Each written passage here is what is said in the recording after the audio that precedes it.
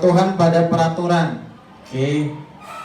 Kemudian hukuman. Pendidikan menurut Ki Hajar Dewantara bahwasanya kita harus mampu menuntun kodrat yang ada pada anak. Anak ini kodrat yang ada di dalam diri anak itu agar nantinya anak-anak ini bisa mencapai keselamatan dan kebahagiaannya.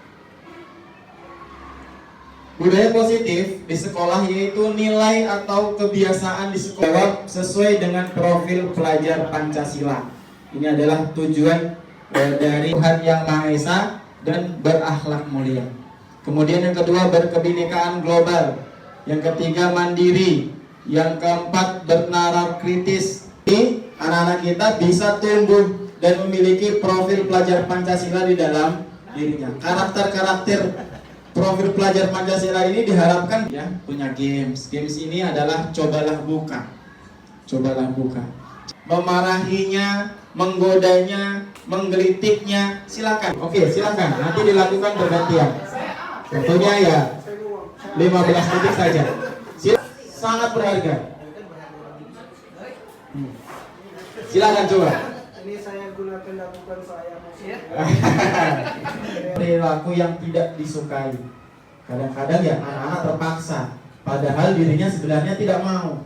Dan sebenarnya kita juga tidak boleh memaksa anak tersebut kalau memang dia tidak mau, karena dia punya hak untuk mengontrol dirinya. Seperti Bapak Ibu punya hak mengepalkan tangan itu, tidak mau dibuka, sama. Kemudian ada gimana dengan teman-temannya yang tidak dapat juara,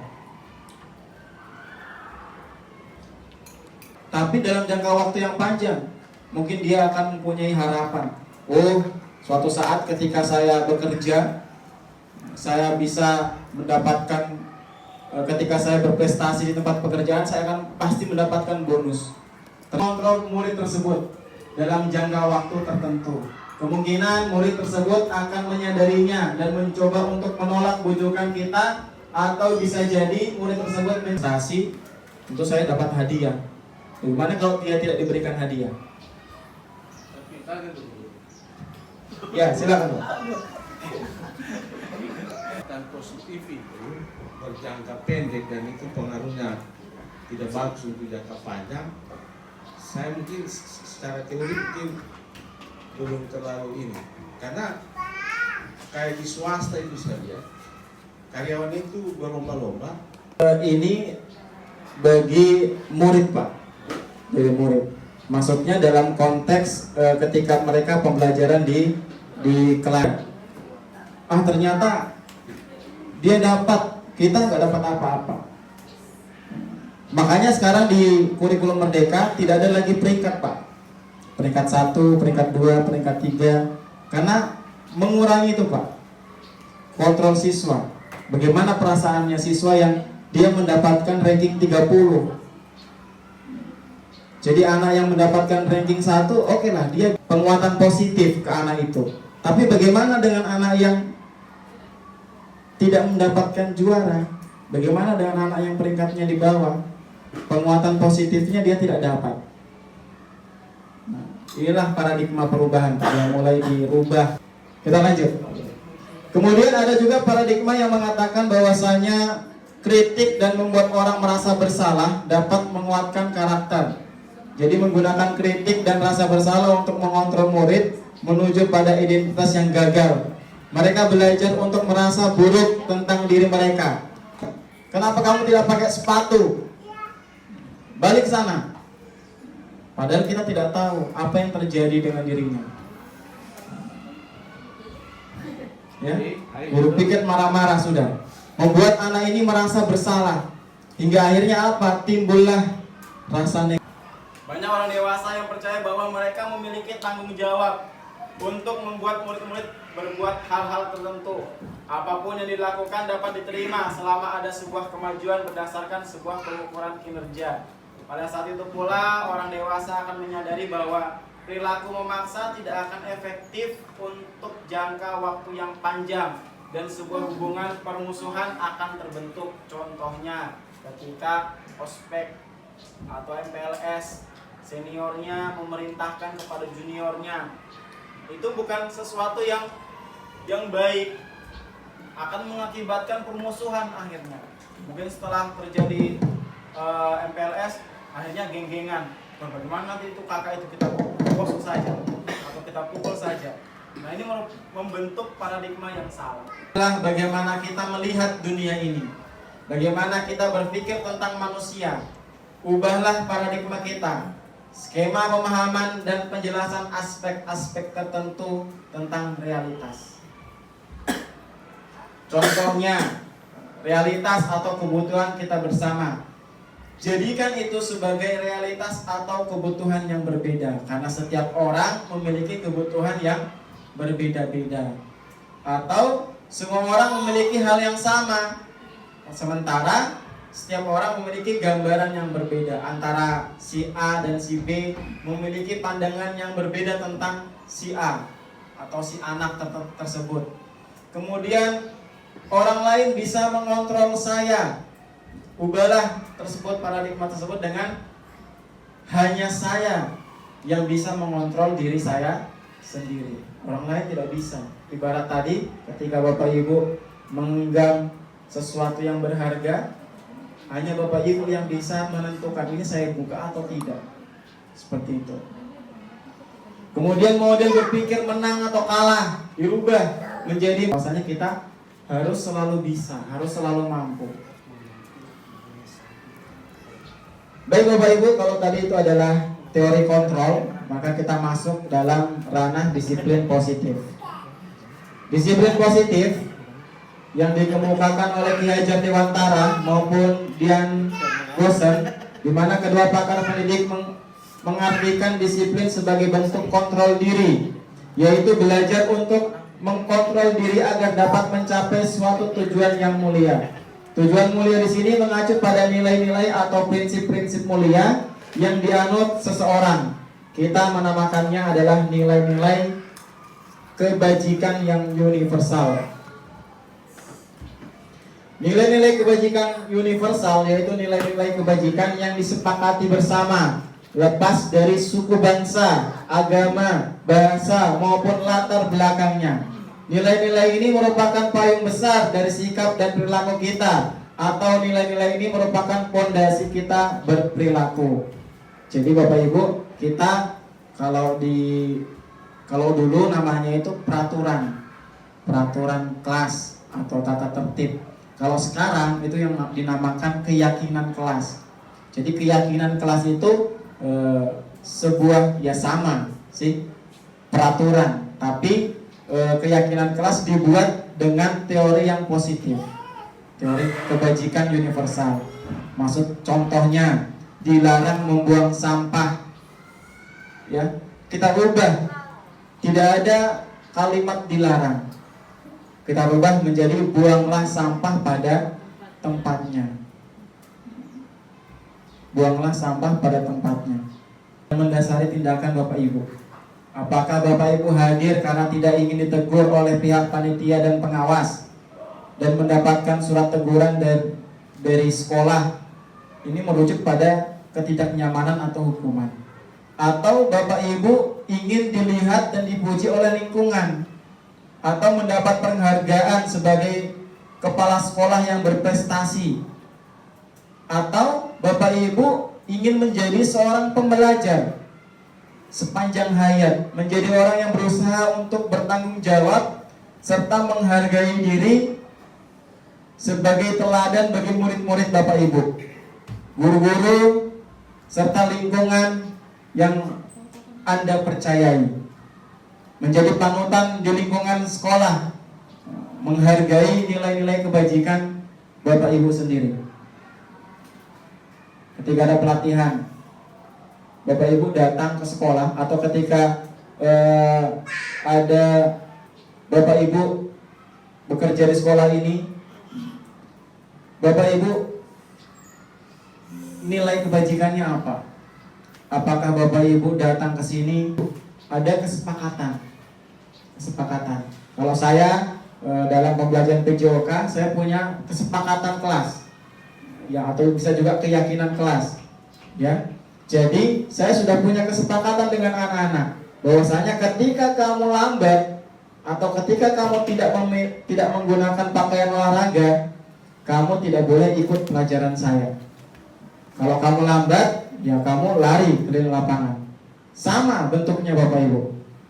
Ketika menghukum tadi, dia disuruh lari juga. Ketika konsekuensi, saya suruh dia lari juga. Tapi bedanya, kalau hukuman tidak ada kesepakatan.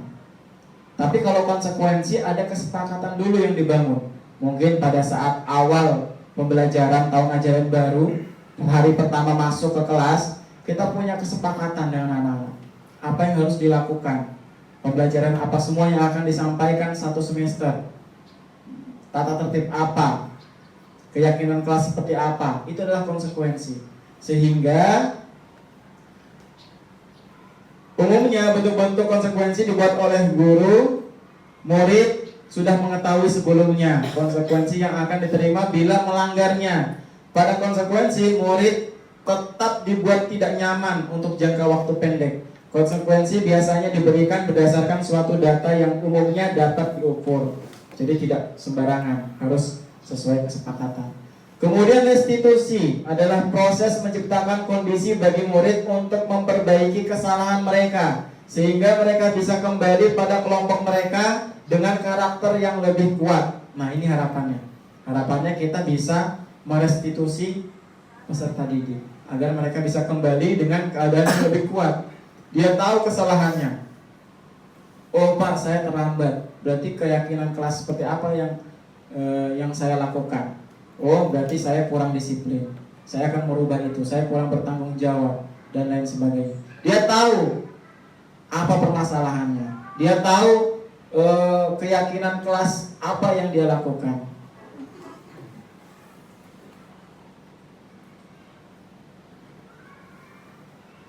Al-Fikon mengemukakan baik penghargaan maupun hukuman adalah cara-cara mengontrol perilaku seseorang yang menghancurkan potensi untuk pembelajaran yang sesungguhnya.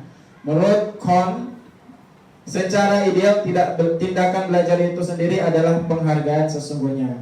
Kayak tadi dikatakan bahwasanya ketika kita memberikan hukuman atau memberikan suatu penghargaan, yaitu sebenarnya mengontrol seseorang dalam jangka waktu yang pendek saja.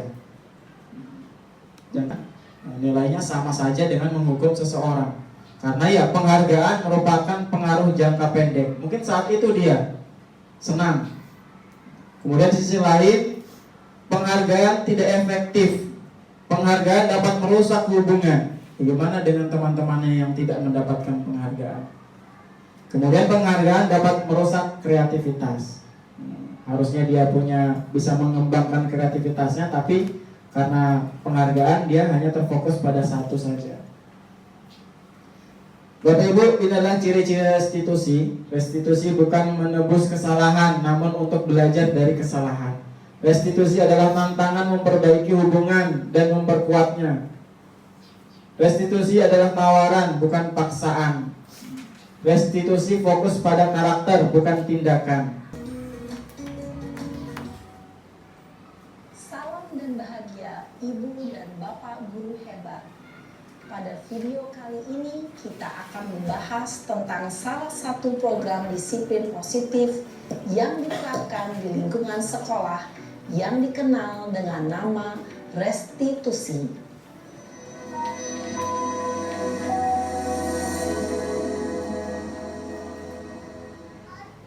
Restitusi dikembangkan oleh pakar pendidikan Diane Gosson, berlandaskan pada teori kontrol Dr. William Glasser. Segitiga restitusi adalah suatu proses dialog yang dijalankan oleh guru atau orang tua agar dapat menghasilkan murid yang mandiri dan bertanggung jawab.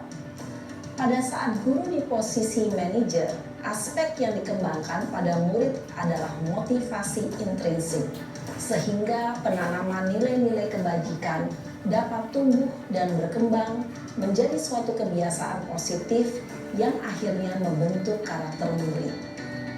Proses dialog ini terdiri dari 3 langkah yang digambarkan pada ketiga sisi pada segitiga restitusi. Sisi pertama adalah menstabilkan identitas. Sisi yang kedua adalah validasi tindakan yang salah. Dan sisi yang ketiga adalah menanyakan keyakinan. Ibu dan Bapak guru, berikut ini akan ditunjukkan bagaimana seorang guru berada dalam posisi manajer menggunakan penerapan segitiga restitusi.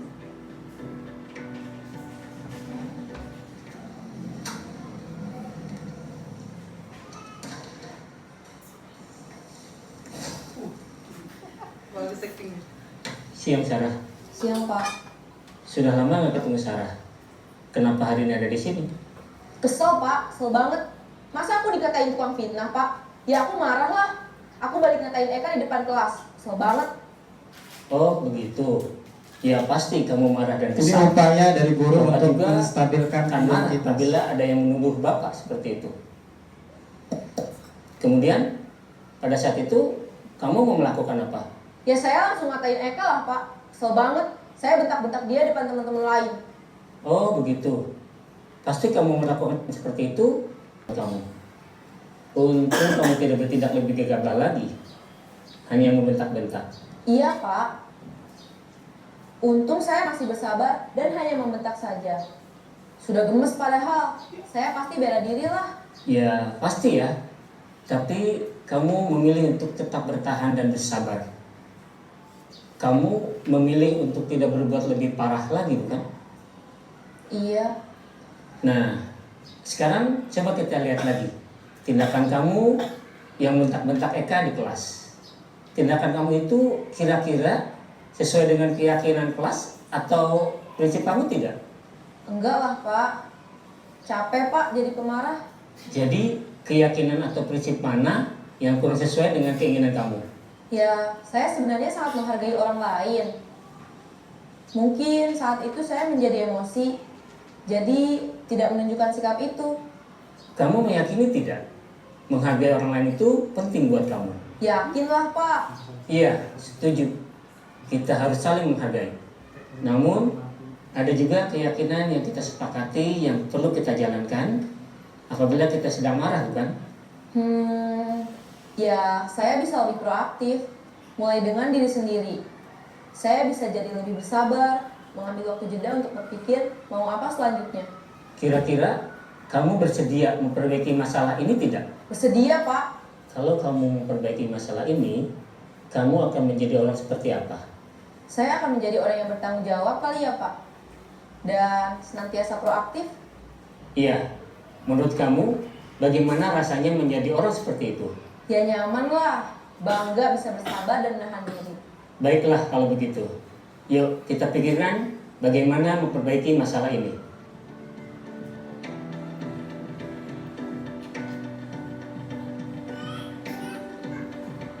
Ibu dan Bapak guru hebat.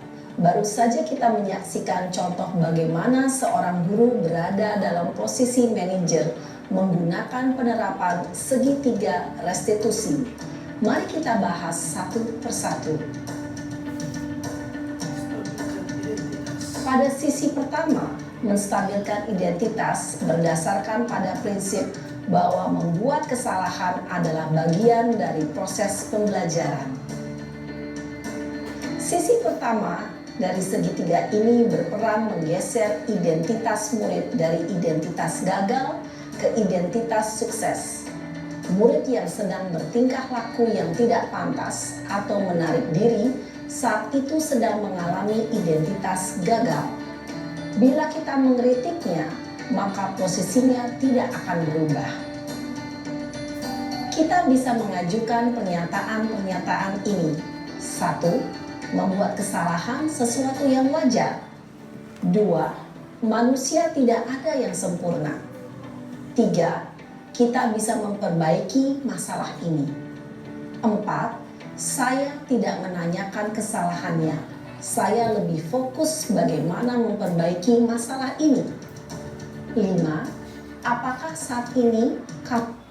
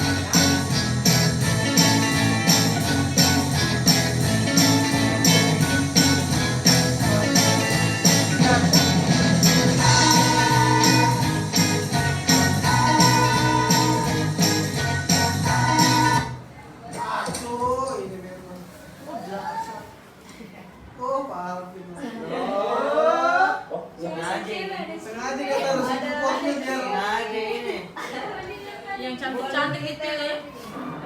Baik Desa, Bapak sudah dengar tentang kejadian tadi. Bapak tahu kamu merasa bersalah, tapi jangan sampai dengan kejadian itu kamu merasa terbebani. Iya Pak, tapi saya benar-benar tidak menyangka kalau moral saya sampai mengenai pembunuh itu. Oh paham, terkadang hal-hal yang tidak terduga memang terjadi.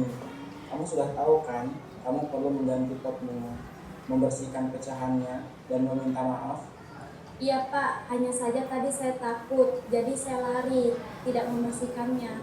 Baik, Bapak paham perasaan saya. Tapi kenapa kamu memukul bola dengan begitu keras? Apa ada sesuatu yang sedang kamu rasakan? Sebenarnya akhir-akhir ini saya sangat tertekan karena banyak tugas dan lomba 17 Agustus. Jadi saat saya bermain voli, saya ingin melampiaskan semua itu. Melampiaskan stres memang wajar, tetapi kamu harus mencari cara yang lebih sehat. Misalnya dengan berolahraga ringan, meluangkan waktu untuk hobi, atau berbicara dengan teman dan orang tua. Saya belum pernah berpikir seperti itu Pak. Baik, tidak apa-apa.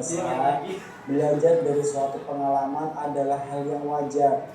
Sekarang, coba kamu bayangkan, jika kamu melukai seseorang saat bermain voli, bagaimana perasaanmu? Pasti saya akan sangat merasa bersalah dan menyesal Pak. Betul sekali. Jadi, penting untuk selalu memperhatikan sekitar kita saat melakukan aktivitas, terutama yang melibatkan fisik. Ya Pak, lain kali saya akan berhati-hati lagi. Sebenarnya kalau Bapak perhatikan, kamu itu bermain volinya bagus. Kamu punya banyak potensi. Jangan sampai kejadian ini membuatmu kehilangan semangat. Ya Pak, terima kasih. Kata-kata Pak Alvin sangat berarti bagi saya. Bukan kesalahan. Yang terpenting adalah kamu belajar dari kesalahan itu dan berusaha menjadi pribadi yang lebih baik. Ya Pak. Ya, silakan kembali.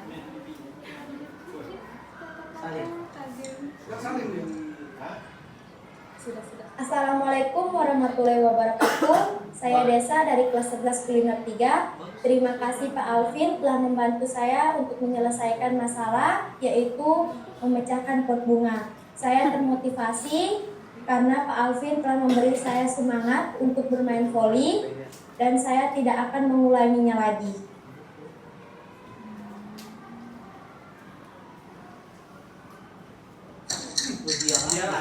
Pak. Ya, kenapa? Dapat kabar, bolos sekolah. Besok kalau kamu lihat dia, suruh menghadap Bapak. Oh, iya Pak.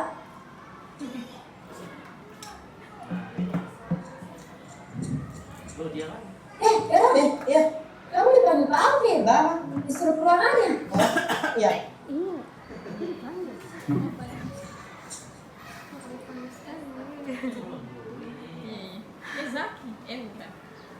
Assalamualaikum Bapak. Waalaikumsalam. Silakan duduk.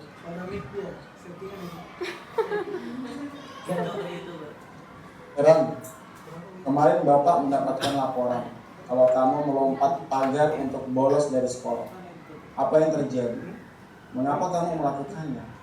Maaf Pak, saya cuma merasa bosan di kelas tadi. Saya pikir keluar sebentar tidak akan jadi masalah besar. Bapak mengerti kalau kamu mungkin merasa bosan. Tapi dengan melompat pagar, kamu bisa membahayakan dirimu sendiri. Selain itu, tindakanmu juga bisa merugikan orang lain, termasuk teman-temanmu yang mungkin akan terpengaruh oleh tindakanmu. Ron, bagaimana menurutmu agar Bapak bisa memastikan agar hal seperti ini tidak terjadi lagi, baik untuk kamu maupun teman-teman yang lain? Saya pikir saya harus lebih jujur.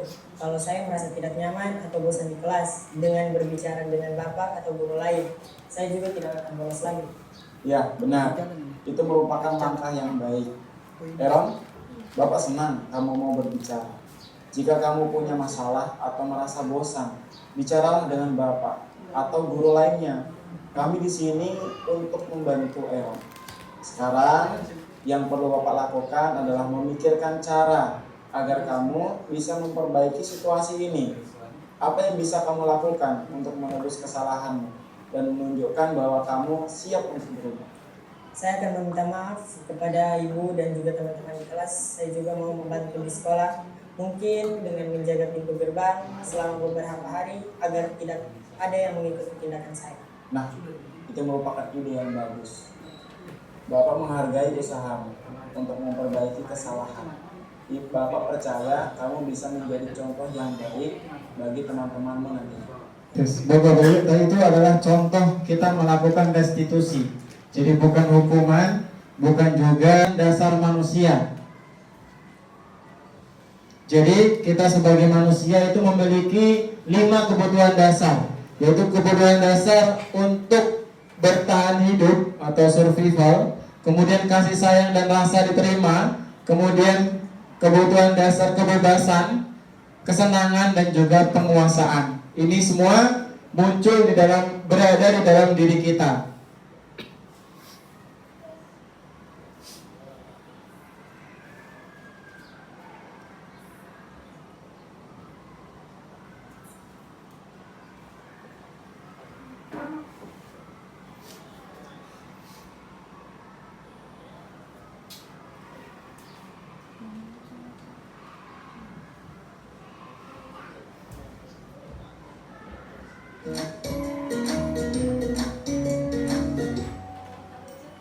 Salam dan bahagia Ibu dan Bapak Guru hebat.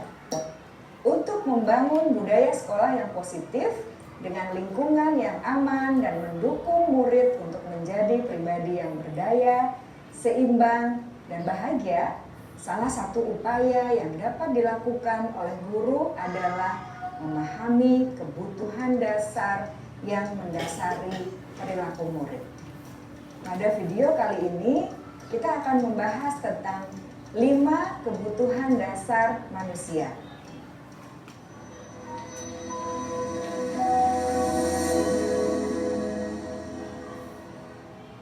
Ki Hajar Dewantara dalam salah satu kutipannya menyatakan, kita ambil contoh perbandingannya dengan hidup tumbuh-tumbuhan.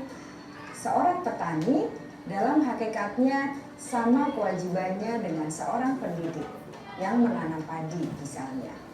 Hanya dapat menuntun tumbuhnya padi. Ia dapat memperbaiki kondisi tanah, memelihara tanaman padi, memberi pupuk dan air, membasmi ulat-ulat atau jamur-jamur yang mengganggu hidup tanaman padi, dan lain sebagainya.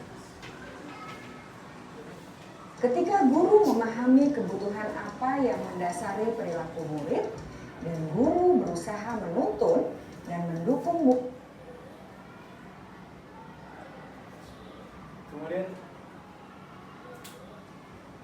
kemudian yang terakhir adalah posisi kontrol. Nah, ini perlu kita kuasai Bapak Ibu sebagai seorang guru, di mana tadi kita jangan sampai menjadi seorang penghukum. Jangan sampai kita membuat anak-anak atau peserta didik kita merasa mereka itu bersalah dengan apa yang telah mereka lakukan. Kemudian di hadapannya kita bisa menjadi teman bagi peserta didik, kita bisa menjadi seorang pemantau, bahkan yang lebih baik lagi kita bisa menjadi seorang manajer, posisi manajer bagi peserta didik kita. Berikut ini adalah gambaran atau contoh bagaimana kita menjadi seorang guru yang di dalam posisi menghukum, posisi pembuat rasa bersalah, posisi teman, dan posisi manajer.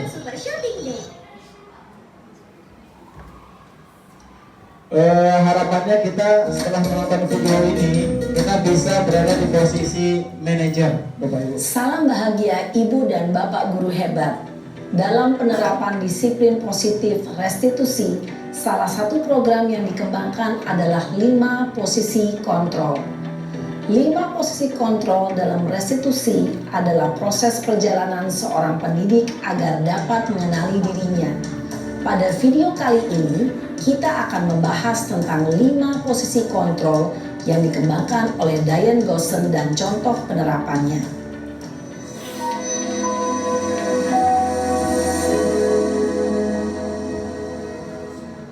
5 posisi kontrol itu adalah 1. Posisi penghukum. 2. Posisi pembuat merasa bersalah. 3. Posisi teman. 4. Posisi pemantau atau monitor. Dan 5. Posisi manajer. Untuk lebih memahami kelima posisi tersebut, mari kita saksikan kasus Naren yang terlambat hadir 20 menit di sekolah dan melihat bagaimana kelima posisi kontrol dalam menghadapi masalah tersebut.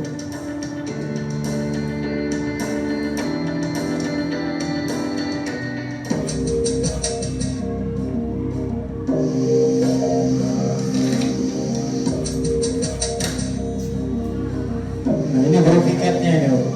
Naren! Sini kamu! Selamat pagi, Bu.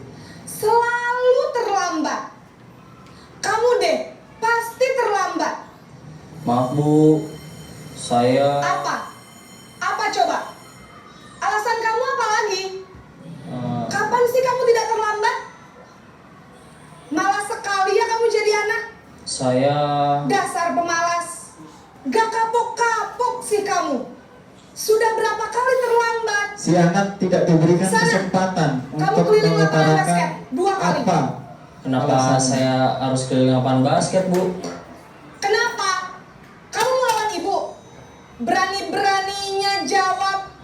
Sudah terlambat, masih berani jawab pula. Sekarang, keliling lapangan basket 5 kali sekalian. Biar kapok. Cepat. Pergi sana ke lapangan basket. Posisi penghukum biasanya berbicara dengan nada tinggi, menghardik, menunjuk-nunjuk, menyakiti, dan menyindir. Hukuman bisa berupa fisik maupun psikis. Ibu dan bapak guru hebat. Dampak yang terjadi pada murid ketika guru berada pada posisi penghukum adalah murid cenderung akan memberontak, bahkan menyimpan dendam.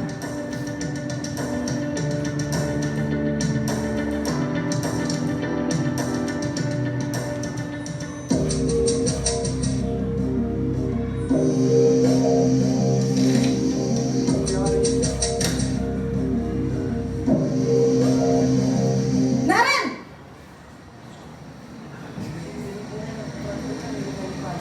Selamat pagi, Bu. Naren. Kamu kenapa terlambat lagi, nak? Ya Tuhan, Naren. Kamu senang ya bikin ibu susah ya? Kalau kamu terlambat lagi, nanti ibu yang ditegur bapak kepala sekolah, nak. Disangka ibu tidak bisa membina kamu. Duh, gimana ini? Maaf, Bu. Duh, Gusti Naren. Kamu suka ya kalau ibu ditegur bapak kepala sekolah? Terus, sekarang ibu harus tulis apa ini di buku absen? Ini kamu sudah sering terlambat loh. Ibu harus apa coba? Maaf, Bu. Maaf sekali. Ya sudah, lain kali jangan bikin ibu susah lagi ya nak ya. Ibu tidak akan kuat lagi kalau kamu begini terus. Bisa jantungan kalau ibu tegur bapak kepala sekolah. Sana cepat ke kelas. Maaf ya, Bu. Maaf sekali. Posisi pembuat rasa bersalah berbicara dengan nada tenang, cenderung lembut. Namun kata-kata yang diutarakan membuat murid merasa menjadi orang yang gagal, memandang buruk dirinya sendiri, merasa tidak berharga, dan tidak sanggup membahagiakan orang lain. Ketika guru mengambil posisi pembuat rasa bersalah, murid akan menganggap dirinya yang bersalah dan ia akan menyimpan emosi negatif tersebut di dalam dirinya.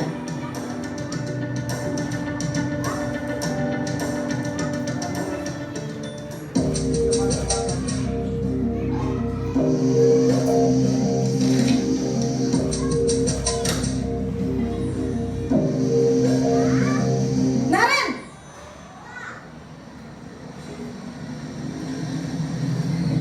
Selamat pagi, Bu. Wah, sudah jam berapa ini nak? Terlambat lagi ya sayang. Iya, Bu. Habis ibu saya lupa bangunkan saya, Bu. Kamu malah menyalahkan ibu kamu. Kamu bukannya anak yang larinya paling kencang. Kok terlambat sih? Iya Bu, saya memang terlambat bangun tadi. Jadi biarpun saya lari kencang, tetap gak kekejar Bu.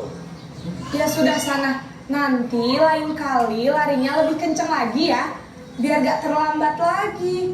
Bikin seneng ibu. Demi ibu. Bisa kan? Bisa lah Bu.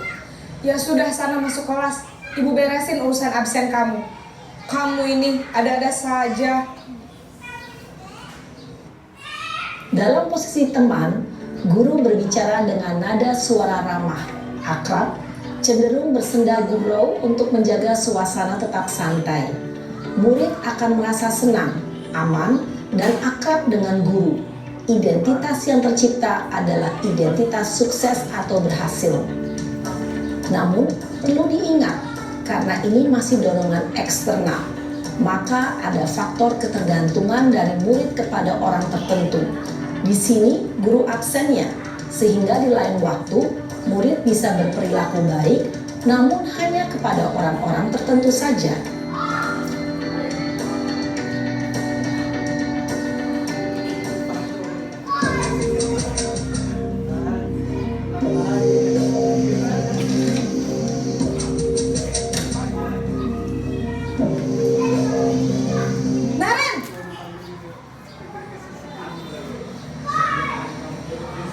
Selamat pagi Bu.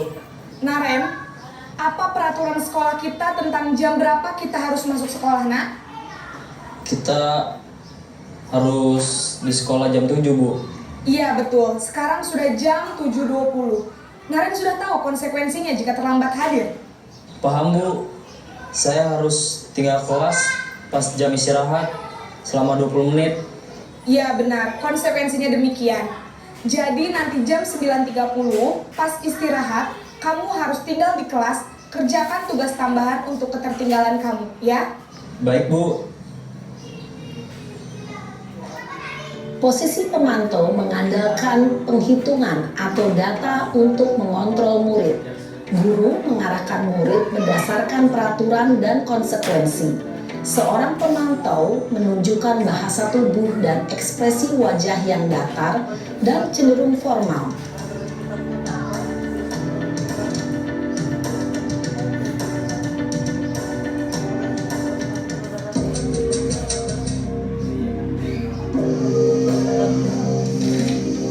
Bapak Ibu, posisi manajer inilah yang diharapkan ada timbul dalam setiap diri guru. Selamat pagi Bu. Selamat pagi Naren. Maaf Bu, saya terlambat. Iya, sekolah masuknya jam 7, sekarang sudah jam 7.20. Jadi sekarang bagaimana ini Naren? Maaf Bu, saya lupa setel alarm saya semalam. Baiklah, menurut kamu, keyakinan sekolah yang mana yang perlu kamu tingkatkan? Menghargai diri sendiri dan orang lain mungkin ya Bu. Setuju. Jadi, apakah Naren meyakini prinsip saling menghormati tersebut?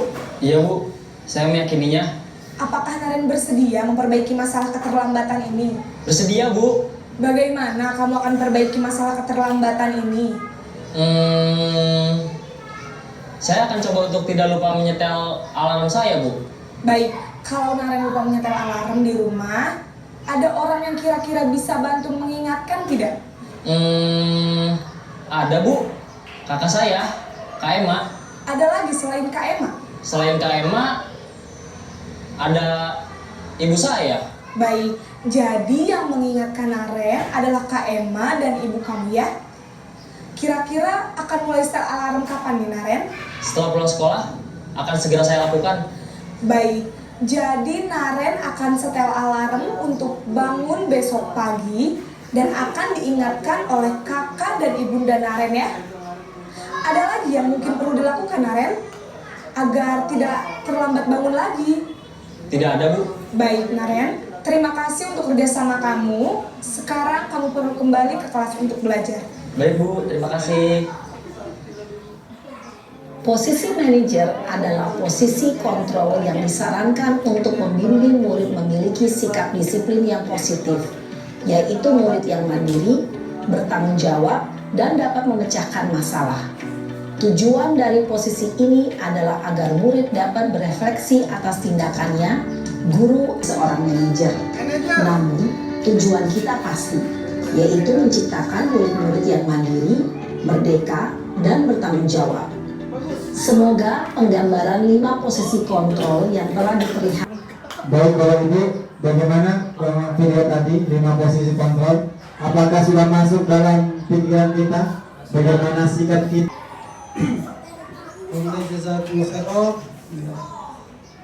Ini bagus ya buat refleksi kita. Saya melihat dari kelima ini kayaknya selama saya mengontrol anak-anak, bukan cuma di sini barangkali, tapi pengalaman saya pribadi, saya kayaknya sudah pernah pakai semua ini, teman atau pemantau. Ternyata saya melihat bahwasanya ada juga kekurangannya ketika kita menjadi teman, ya, ketika kita menjadi pemantau, ya. Tapi cuma saya tidak tahu kalau itu manajer gitu. Konde jasa Ibu-ibunya. Ya, siapa ada yang bisa memberikan refleksi? Ibu Ani, ya. Sebelumnya memang kebetulan pernah dapat materi tentang bagaimana kita berhadapan dengan anak. Ya, saat kita memberi label kepada anak seperti kamu ini malas sekali kalau ke sekolah lambat terus. Nah, itu yang menjadi keyakinan yang ada di dalam dia, membuat apa ya namanya, seperti bagaimana caranya kamu biar tidak terlambat. Kita ada komunikasi 2 arah dengan anak. Tidak kita sebagai guru yang manajer yang harus tegas. Seperti itu kalau menurut saya. Baik, tepuk tangan buat Baik, jadi ketika kita melakukan posisi kontrol sebagai manajer, peserta didik itu kemudian dia bisa mencari jalan keluar sendiri. Dia sendiri yang mencari jalan keluarnya. Baik, ada refleksi dari Bapak? Memang mengikuti guru penggerak ini adalah suatu kekuatan buat sekolah kita. Jadi saya tidak mengomentari materinya. Dan ini merupakan suatu kebanggaan buat kita bahwa ada di sekolah ini salah satu yang memang harus kita update setiap saat. Jangan kepada hal yang baik itu sifatnya instan, selalu berproses dan itu butuh waktu. Nah, alhamdulillah di era sekarang ini, tentu kita guru-guru ini ya lebih mengutamakan ini kan masa digital pelajari. Dan kita tidak usah segan-segan bertanya seperti dengan Pak Alvin, dengan siapa saja sama kita, karena memang tujuan daripada guru penggerak itu adalah menggerakkan bagaimana guru-guru yang ada di sekolah ini tidak selalu pada zona nyaman.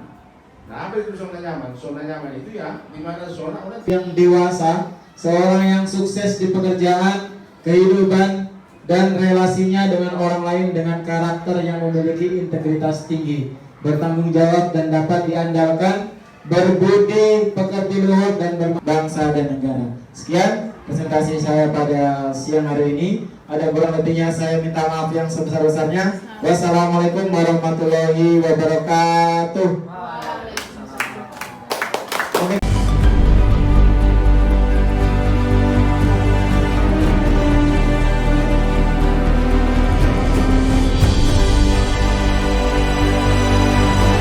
Oke, assalamualaikum warahmatullahi wabarakatuh. Perkenalkan, nama saya Andi Putra. Saya juga sebagai guru, yaitu guru matematika. Jadi menurut saya materi yang dibawakan pada kegiatan berbagi praktik oleh Bapak Alvin menurut saya cukup menarik, sangat bagus.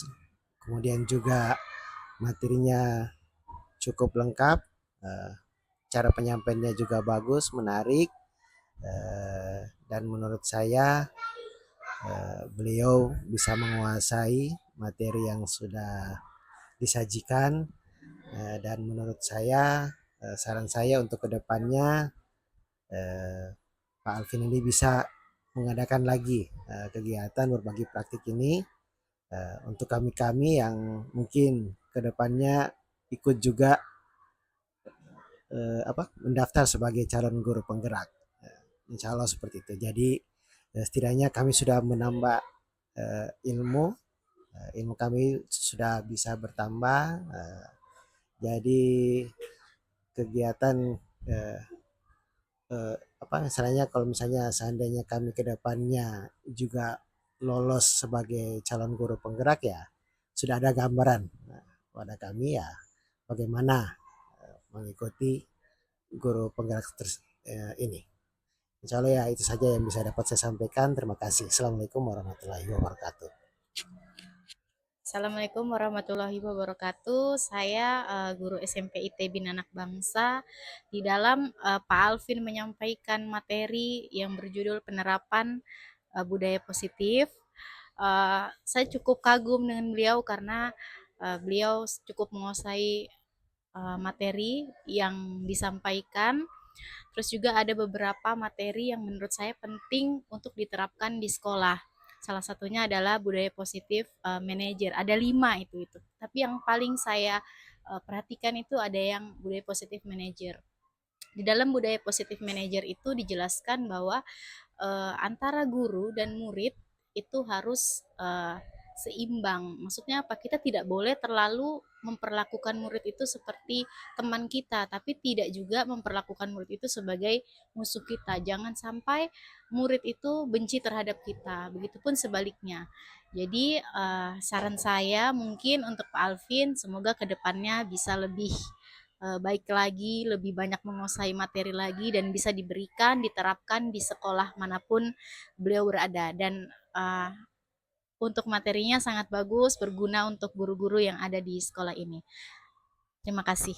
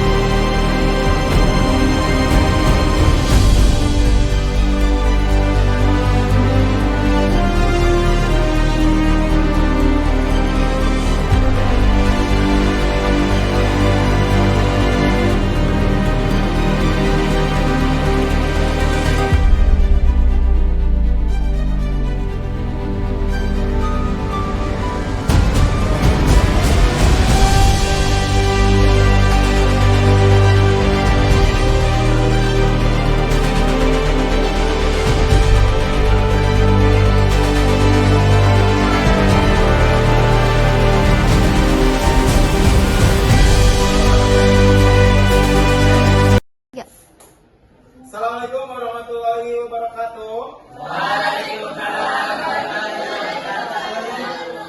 Apa kabar anak-anak? Baik. Hari ini kita akan melakukan diskusi membuat suatu keyakinan kelas. Keyakinan kelas adalah nilai-nilai positif yang ada dalam diri kalian yang harus kita sepakati bersama. Ya, menjadi keyakinan kita semua yang harus kita penuhi. Jadi nanti ketika membuat keyakinan kelas, silakan kalian menuliskan beberapa keyakinan yang kalian rasa itu mencerminkan diri Anda dan juga harus kita taati di kelas ini. Contoh misalnya menjaga kebersihan. Menjaga kebersihan kelas. Ya, kita ubah ini menjadi kalimat yang lebih positif. Misalnya apa? Kira-kira menjaga kebersihan kelas. Apa kalimat positif? Pak, membuang sampah, buanglah sampah pada tempatnya. Buanglah sampah pada tempatnya. Ya, itu berhubungan dengan sampah. Tapi kalau untuk menjaga kebersihan di lingkungan kelas, Pak, ya, habis makan jangan taruh sembarang. Habis makan jangan taruh sembarang. Oke, boleh. Menggunakan bahasa Indonesia yang bagus, guys. menggunakan bahasa Indonesia yang baku. Silakan contohnya.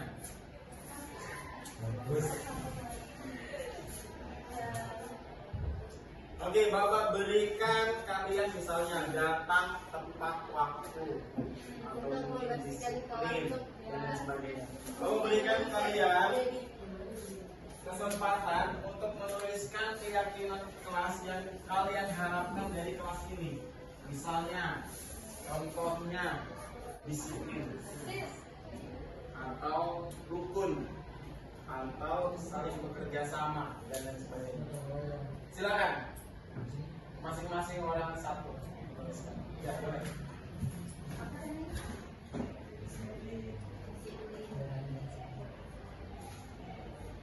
Tulis nomor 1.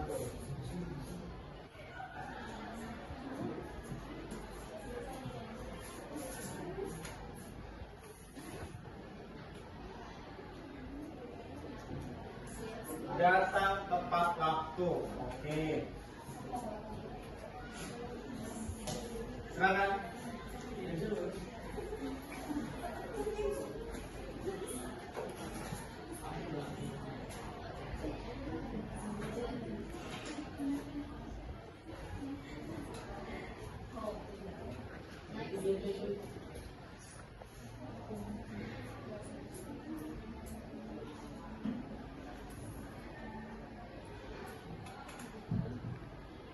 Tertib saat pembelajaran.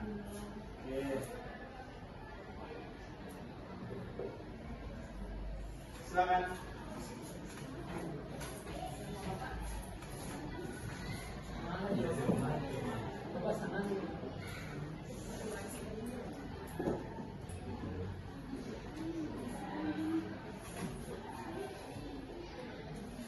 Melaksanakan piket kelas, jadi berhubungan dengan tanggung jawab.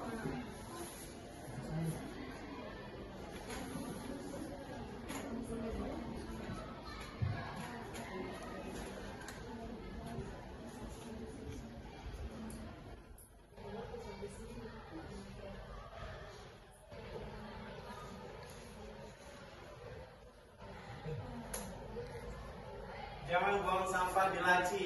Oke.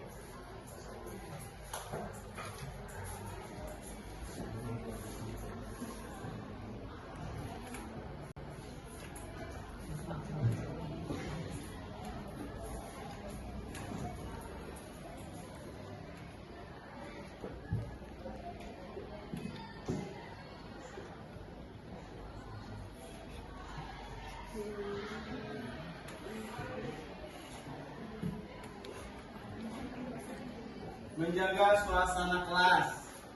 Oke.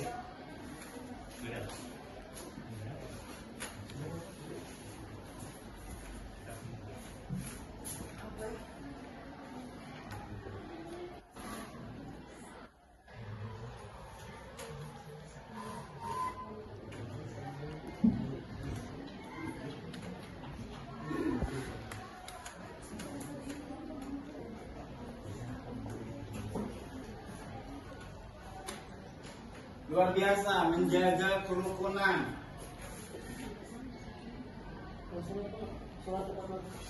Oke, baik. Dari yang ini ada lagi yang ingin menambahkan? Ya, silakan.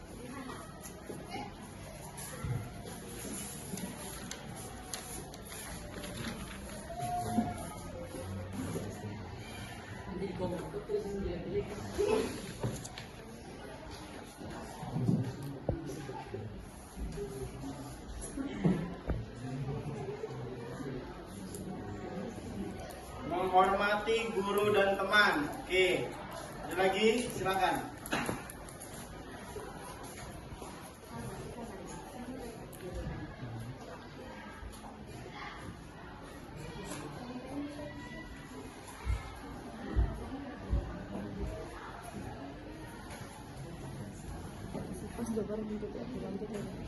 Mengucapkan salam. Baik, luar biasa.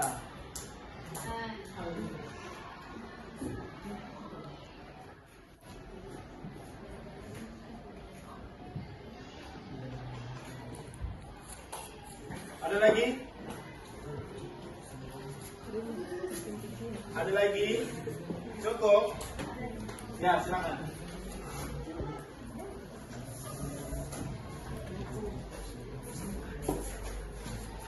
Baik, sekalian coba kalian amati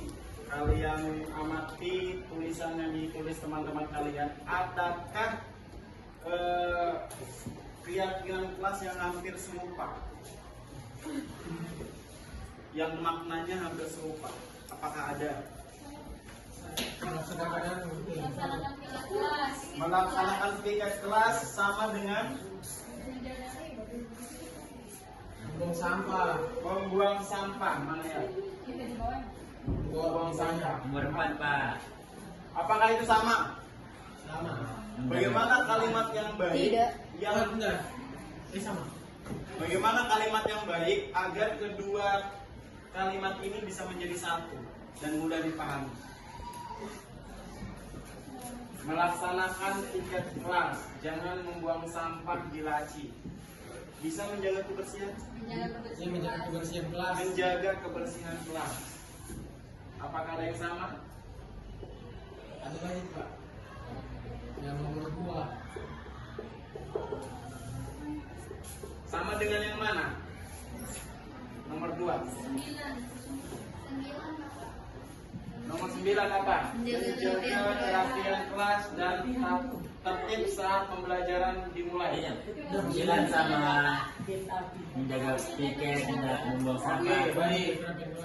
Ini dan ini Sama. menjadi satu ya. Oke, ada lagi? 2 dan menjaga tertib saat pembelajaran sama dengan menjaga suasana kelas. Kalimat apa yang mendeskripsikan kedua item itu? Yang baik. Dalam belajar. Tertib saat pembelajaran. Oke. Berarti dimulainya kita hapus ya. Ini kita hapus juga. Jadi ini yang dipakai. Ada lagi? Ada lagi yang sama? Itu sama menjaga kerukunan kelas. Menjaga kerukunan kelas sama dengan yang mana? Tertib saat pembelajaran. Tertib saat pembelajaran. Berarti ini satu kalimat.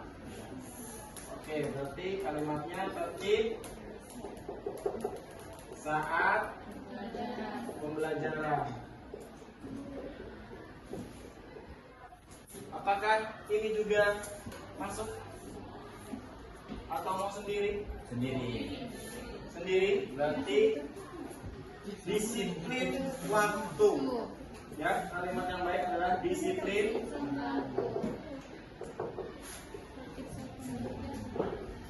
Kemudian ini sudah menghormati guru dan mengucapkan salam. Apakah sama? Apa kalimat positif yang lebih baik mendeskripsikan semuanya? Menghargai guru dan teman. Oke, baik. Menghargai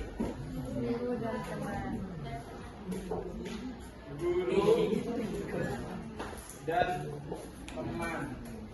Ada 4 keyakinan kelas yang telah kita peroleh. Apakah teman-teman setuju dengan keyakinan ini? Setuju. Apakah teman-teman setuju? Apakah teman-teman, adik-adik, anak-anak sanggup untuk menjalankan keyakinan kelas ini? Oke, kita bungkus ya. Baik. Bahasa bongkainya di wrapping. Di apa? Di wrapping. Baik. Jadi keempat keyakinan kelas ini akan kita berlakukan di kelas kita.